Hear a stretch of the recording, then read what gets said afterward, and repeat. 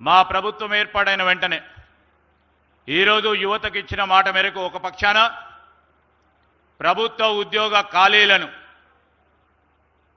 యువతకు సంబంధించిన అంశం విషయంలో పబ్లిక్ సర్వీస్ కమిషన్ని పూర్తి స్థాయిలో ఏర్పాటు చేసి ప్రభుత్వ ఉద్యోగాల ఖాళీలను 65 పై చెలుకు ఉద్యోగ ఖాళీలను భర్తీ చేస్తూ భవిష్యత్తులో ఈ తెలంగాణ రాష్ట్రంలో ఉంటున్న అనేక మంది యువతకి ఒక బాట వేయాలి, దిక్సూతిగా నిలబడాలి.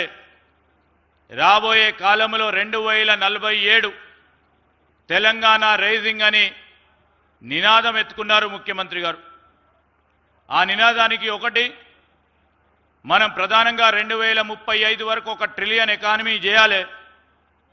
దానికి తోడు మరి ప్రధానంగా సింహపాత్ర వహించాలి భారతదేశ ఆర్థిక వ్యవస్థలో అని ఆలోచన చేసి దాన్ని ముందుకు నడిపించాలంటే ఈ రాష్ట్రానికి సంబంధించిన యువతకి వారికి ఉన్న స్కిల్స్కు సంబంధించి నైపుణ్యాలకు సంబంధించి సరియైన దిశ చూపెట్టాలనే ఆలోచన దృక్పథమే ఈరోజు ఆ ఏటీసీ సెంటర్స్ ఏర్పాటు చేయటం.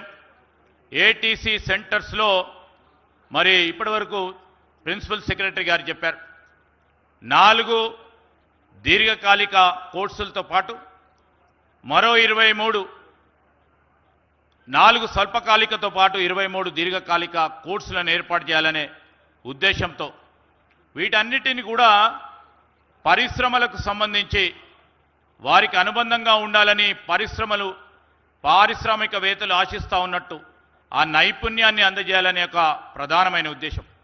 ఒక పరంగా మనం చదువుతున్న చదువుకి పరిశ్రమల అవసరానికి మరి వ్యత్యాసం ఉన్న సందర్భంలో ఈరోజు మనం క్షేత్రస్థాయిలో పని కావాలి.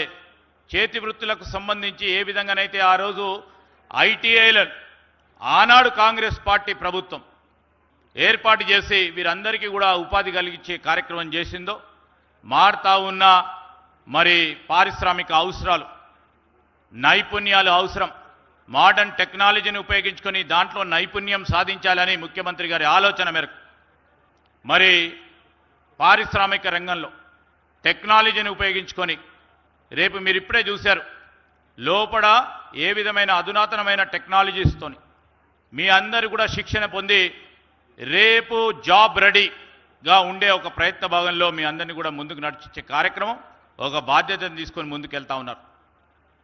11,000 పైచిలకు ఈ సంవత్సరం అడ్మిషన్స్ పొంది ఈ 11,000 పైచిలకు కూడా ఒక పరంగా టాటా యాజమాన్యం ముందుకొచ్చి పెద్ద స్థాయిలో నైపుణ్యం ఉన్న అందరికీ కూడా వారికి ఉపాధి కల్పిస్తామని చెప్పడం, ఆ సంస్థ వారికి కూడా నేను ఈరోజు ఏటీసీని ఏర్పాటు చేయడానికి ప్రధాన కారకులుగా నిలిచబడిన వారికి కూడా ప్రత్యేకంగా కృతజ్ఞతలు తెలియజేస్తూ ఉన్నాం.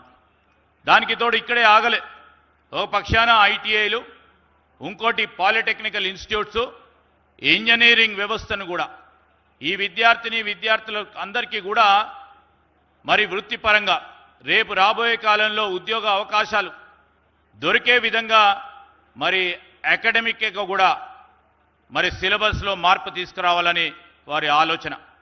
కేవలం ఇక్కడి వరకే కాదు, టెక్నికల్ విద్యార్థులకే కాదు, డిగ్రీ చదువుతున్న వారికి కూడా ఒక పరంగా రీసెర్చ్ కోసము పరిశోధన అంశాల విషయంలో ఎవరికైనా మరి వారికి ఇంట్రెస్ట్ ఉంటే దాని పరంగా ముందుకు తీసుకెళ్తూ అకాడమిక్ పరంగా కూడా ఉన్న కరికులంని కూడా మార్పు తీసుకురావాలని వారి ఆలోచన మేరకు ఈరోజు హయ్యర్ ఎడ్యుకేషన్ కౌన్సిల్కు సంబంధించిన మరి పెద్దలందరూ కూడా ఈ కరికులంని కూడా పరిశ్రమలకు ఉపయోగపడే విధంగా వారికి కావాల్సిన అవసరాలు, నైపుణ్యానికి అనుగుణంగా, రీసెర్చ్కి అనుగుణంగా మరి సిలబస్ను మార్పు కోసే ఓ ప్రయత్నం చేస్తూ ఉన్నారు. దీని వరకే ఆగలే ముఖ్యమంత్రి గారు, ఇంకో ప్రధానమైన అంశాన్ని ముందుకు పెట్టారు.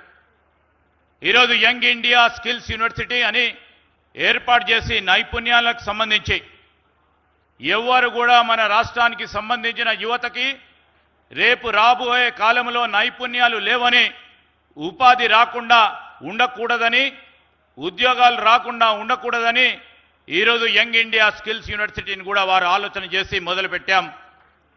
మరి దాని పరంగా కూడా ఈరోజు పరిశ్రమలు ముందుకొచ్చి దాదాపు 33 విభాగాలకు సంబంధించిన పరిశ్రమలకు సంబంధించిన పరిశ్రమలు పెద్దలు వచ్చి ఆ యూనివర్సిటీలో మరి చదువు చెప్తా ఉన్నారు. చాలామంది కూడా దాంట్లో ఉపాధి షార్ట్ టర్మ్ కోర్సులో వారు చేరి ఉపాధి పొందటం కూడా జరిగింది. అంటే ఒకసారి మీ అందరిని కూడా ఆలోచన చేస్తూ ఉన్నాం. గత 10 సంవత్సరాల క్రితం తెలంగాణ రాష్ట్రానికి సంబంధించిన యువత ఉపాధి దొరుకుతుందని, ఉద్యోగాలు దొరుకుతాయని ఆనాడు పోరాటం చేస్తే వారి గురించి పట్టించుకునే నాదాలు లేకుండే. గత ప్రభుత్వం చేసిన తప్పిదాలు, ఆ తప్పిదాలను దృష్టిలో పెట్టుకొని ఈరోజు ప్రజలు మాకు ఇచ్చిన అవకాశాన్ని ఉపయోగించుకొని యువతకు సరియైన దారి చూపెట్టాలనే ఒక ప్రయత్న భాగంలో ముందుకెళ్తా ఉన్న ముఖ్యమంత్రి గారు మా ప్రభుత్వానికి సంబంధించి మేము ఇంకా 2 సంవత్సరాలు పూర్తి కాలే. ఇంతకుముందే సోదరులు చెప్పినట్టు అనేక సంక్షేమ కార్యక్రమాలు మొదలుపెడుతూ, అభివృద్ధి కార్యక్రమాలు మొదలుపెడుతూ యువతే ప్రధానమైన ధ్యేయంగా ముందుకు నడుస్తా ఉన్నా మరి మా